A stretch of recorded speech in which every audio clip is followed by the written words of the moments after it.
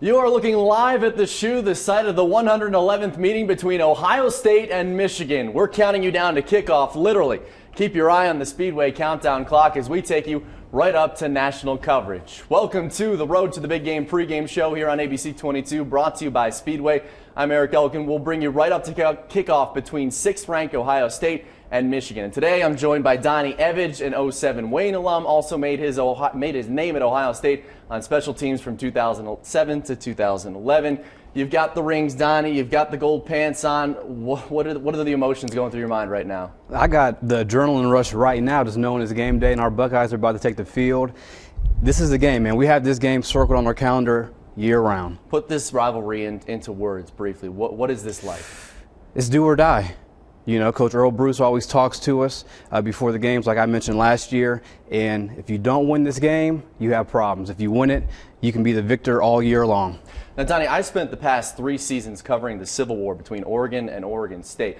The players there really don't give you much in terms of sound bites throughout the week. They're all from out of state, and they all say that this game is more about the fans. Well, that is not the case here in this rivalry. Whatever you do in this game is immortalized forever. You know, if you go for 3 touchdowns or you have however many tackles or you have however many sacks, everybody's going to remember this for really forever. At least for me, our regular season ended after Indiana. This is a huge game for us every year. It makes or breaks our season. I do remember one time when I was real young that I couldn't understand it, but my mother grabbed me and said, "We got to go run an errand or something." I looked like she was out of her mind. And we went to some outdoor area. It was an outdoor like mall, and they're playing the game over the loudspeakers. And I'll never forget that as long as I live. It's a great little anecdote from Urban Meyer. Let's look at the game by the numbers. Michigan leads this rivalry all time, but it's one that has been dominated by Ohio State of late, with the Bucks winning 10 of the last 12. OSU, of course, won the thriller last year on Tyvis Powell's interception. This will be the 97th consecutive year the game will be played, and Ohio State hasn't lost in Columbus since 2000. Now, Donnie, this is an extremely important game for both sides. If Michigan wins, they become bowl eligible. But of course, for Ohio State, the college football playoff is huge for this game. If they lose, they can forget about any chance of being in the college football playoff. Here's a look at this week's rankings. Ohio State is outside of the top 4 right now at number 6. But remember, the Bucks will be in next week's Big Ten championship game. The Big 12 doesn't have one, and Alabama and Mississippi State can't both be SEC champs. So the door is still very much open for Ohio State. So I'll pose the question this way, Donnie. Right now, Ohio State at number 6, as we just showed you. Do you think they're one of the 4 best teams in the country right now? Talent-wise, of course we are, but I feel like the poll is justified to a certain degree. I feel like we could be number 5 ahead of TCU, because TCU only beat Kansas by 4 points, and that was later in the seasons. But I tell you what, if we beat Michigan today, which I believe we will, and we win the Big Ten championship, we are definitely a playoff team, top 4. TCU won on Thursday night on Thanksgiving over Texas. That's one of the teams ahead of them right now. But first things first, Ohio State won't be talking college football playoff if it doesn't win today. Throughout the show, we'll bring you a few players to watch for the Buckeyes when they take the field against the Wolverines. James Ryder is live at the Shoe to talk about one of our players to watch, brought to you by Hollywood Gaming, Dayton Raceway. Hi, James. Hey Eric, what better way to start than with the role that people have been talking about since the moment Urban Meyer set foot on campus. And that, of course, is the role of the halfback, or as it's more commonly referred to, the Percy Harvin role, trying to find that right dynamic player to fill that spot. Now, the Buckeyes thought they had that with Dontre Wilson. That is until he got hurt. Middletown grad Jalin Marshall stepped in very nicely for that role. In the last 2 games, he's got 4 receiving touchdowns, and over the last 4 weeks, he's got even more dynamic plays. However, 2 weeks ago, he had a little bit of fumbleitis, something he had to atone for last week against Indiana.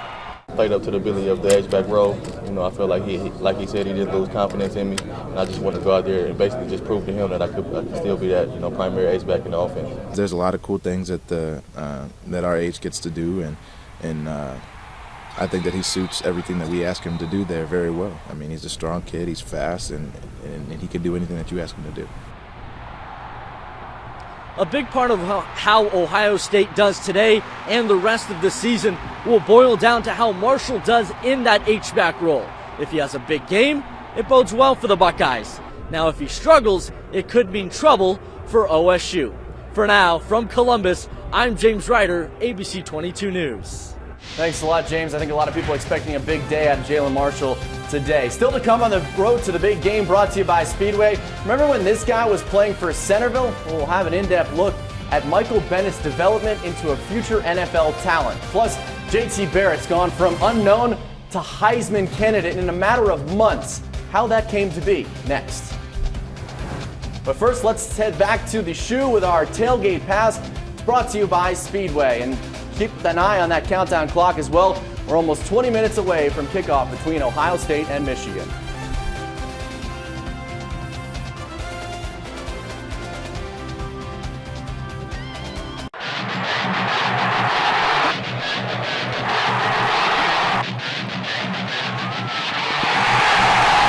He's a Heisman candidate.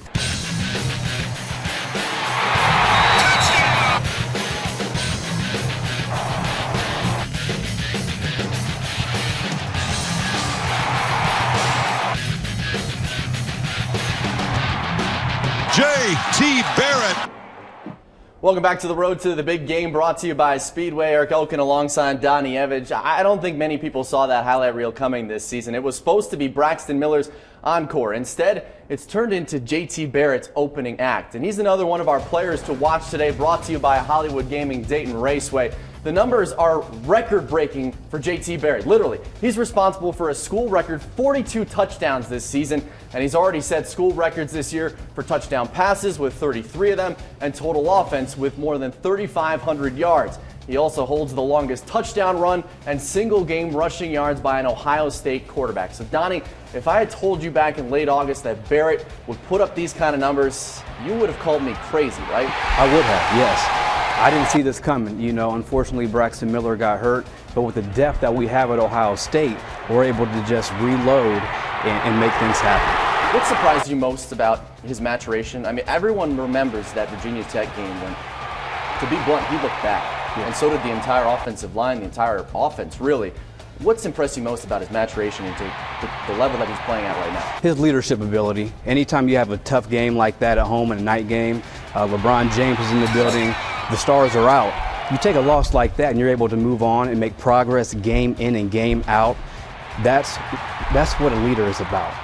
It seems like the forgotten man out of all this, which is crazy to say, is Braxton Miller. The question was asked to Urban Meyer back in late September, who's your starting quarterback next year when Braxton is back?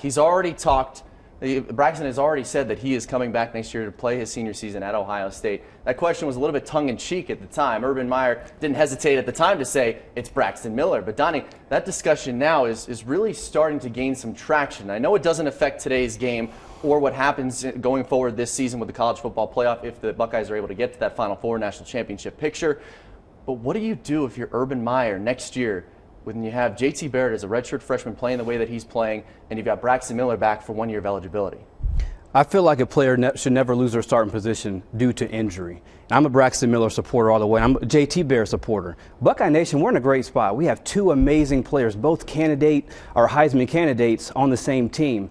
So I would not want to be Urban Meyer right now, especially coming next year.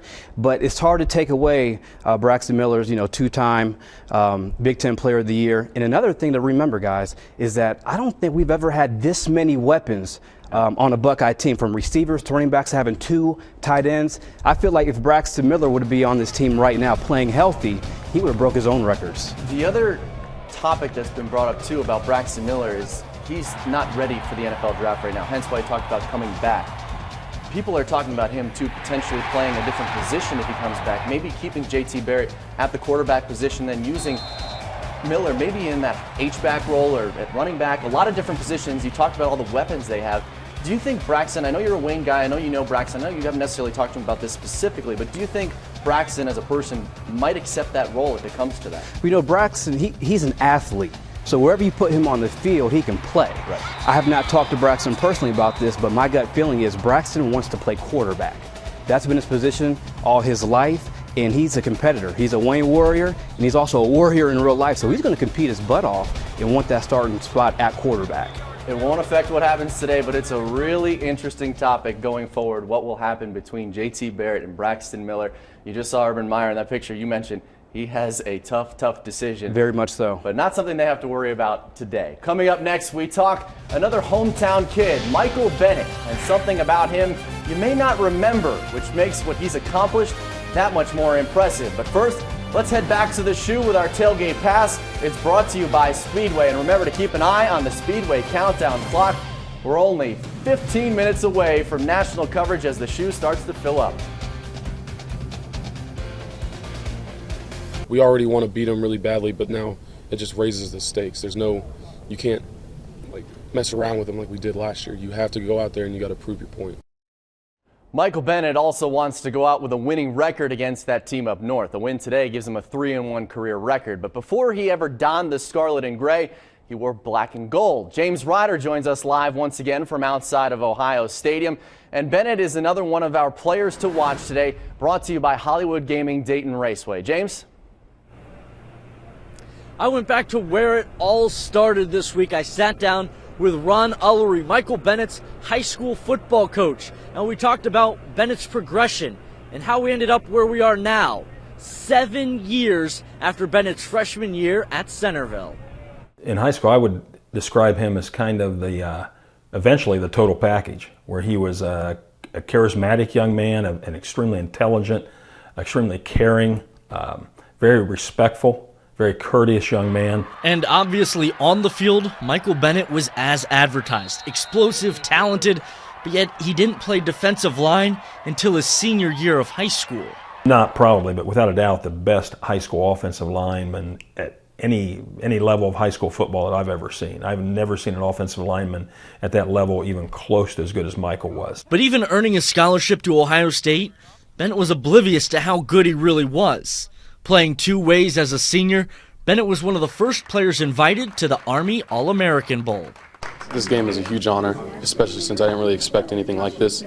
Even with the scholarship offers, I didn't think I was an All-American. What's amazing is how good Bennett is and was on the defensive side of the ball, and if he chose to play on offense, he could have been even more exceptional. I often joke with him and the people at Ohio State, they put him at center. He's all Big Ten right now and All-American, a first-round draft pick. But Michael wanted to play defense, and he's not doing a bad job there. It's a breath of fresh air, too, hearing Bennett talk at any point in his career of how he became who he is. My parents got me here. My coaches got me here. It's just, I did some parts, but they put me in that position. Bennett's growth in high school and college mirror one another. At Centerville, they saw his potential and pushed him early on to be great. When Michael was a freshman, he was practicing with the varsity and playing with the freshman team. And I think Michael would admit there were times during his freshman year where he wasn't certain he wanted to play this game. But he matured and decided this is what he wanted to do. Then at Ohio State, he committed to play for Jim Tressel, only to see him leave and eventually Urban Meyer come in with a new staff. It took Michael a while to adapt to the new way of doing things, and he struggled. He would be the first one to probably tell you he struggled at first with when Coach Meyer came in and his new staff with how they were doing things, and once he jumped on board with them, I think his career just took off. The current Buckeye is primed to play in the NFL next year, and when he does, he'll join many other Centerville greats to reach the game's highest level. But Bennett might be the best. If I picked an all-time Centerville team, which I've never did, Michael would definitely be one of my top picks. He would probably be a starter on both sides of the ball because he is one of the best defensive linemen ever play here, and he's also one of the best offensive linemen. Now he's the best offensive lineman ever play at Centerville, without a doubt. Kind of crazy to hear those words. The best offensive lineman ever to play at Centerville, so it's almost what could have been, but he's also excelling on the defensive side, and Ullery added that anything Bennett does, he'll be exceptional because of the type of kid that he is. In Columbus, I'm James Ryder, ABC 22 News. Thanks a lot, James. I think one of the more interesting things we heard out of James's story that people might not remember or realize is that Bennett really was an offensive guy in high school. You heard Ron Ullery say he was one of the best offensive linemen he's ever seen. Fast forward a few years, and Bennett is one of the best defensive lines in all of college football and now a soon-to-be NFL player. So, Donnie, I pose this to you. How impressive is that? I think people think offensive, defensive line, they just think big guys. It's kind of the same thing. It's interchangeable. But there's a lot of difference in technique there between those two positions. How impressive is that? It's very impressive. And I would say Bennett has 3 qualities about him. It's his talent, it's his dedication, and it's his intelligence.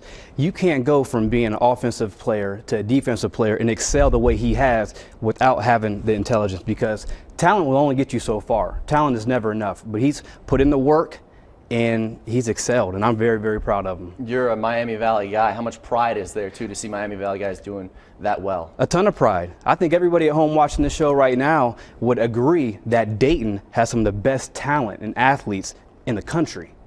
Michigan's O-line has a lot more than Bennett to worry about. Joey Bosa has been an absolute freak this year. He's another one of our players to watch today, brought to you by Hollywood Gaming Dayton Raceway. Donnie, what do you compare this guy to? He reminds me a lot of J.J. Watt. It's funny you say J.J. Watt, because I would totally agree with you, Eric. But I would also say he reminds me of Johnny Simon. You know, he has a motor. Johnny, just like Bosa, they give 110% every play, every snap. And he opposes so much of a threat to anybody that wants to block him one-on-one. 11.5 sacks on the year for Joey Bosa, 18 tackles for loss. Also this week was named a Bennett Trophy finalist for the top defensive player. That will be announced at the College Football Awards Show in Orlando in early December. One of 3 guys along with Scooby Wright at Arizona, and as well as a Clemson defensive player. It's almost time for kickoff between Ohio State and that team up north. Coming up next, Donnie's going to give us his keys to the game for the Buckeyes, both on offense and defense. Plus, most importantly, his prediction. But first, let's head back to the shoe with our tailgate pass. It's brought to you by Speedway. Keep your eye on that clock. We are almost 5 minutes to go until we bring you up to national coverage between number 6 Ohio State and that team up north.